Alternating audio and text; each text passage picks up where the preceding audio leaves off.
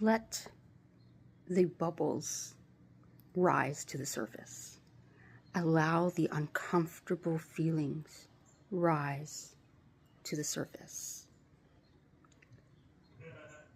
This is a moment, this time right now, from now till probably the fall, this is what you're going to keep kind of cycling in and out of, like that ebb and flow of this energy, right? Of these realities or truths that are coming from within you. It doesn't matter what's happening outside. Really, it doesn't. That's just all a distraction. Anything outside of you is a distraction. The only thing that the outside is bringing in is showing you that reflection of what in you still hasn't been processed, still hasn't been acknowledged.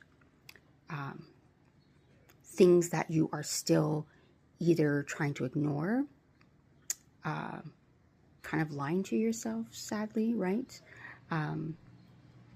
Sometimes we struggle to see those parts of ourselves that we don't appreciate or enjoy. But they're so important because that's where the freedom is.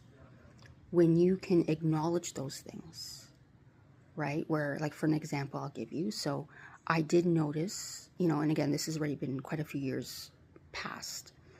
But, I was reflecting on relationships, right? And not just romantic relationships, but relationships in general, and my own lack of self-esteem and self-worth and self-respect.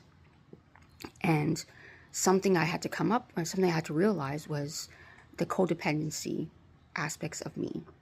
Those kind of people that I was attracting to my world, to my reality.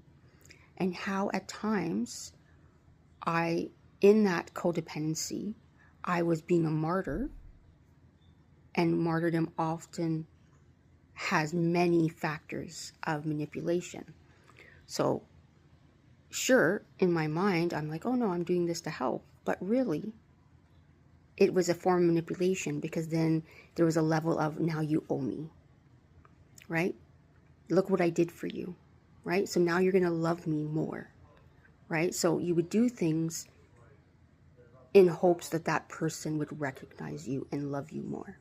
So these are just different things where it's like, of course, that's not a great feeling. That's not an ugly truth that I really wanted to acknowledge for myself, but it was true.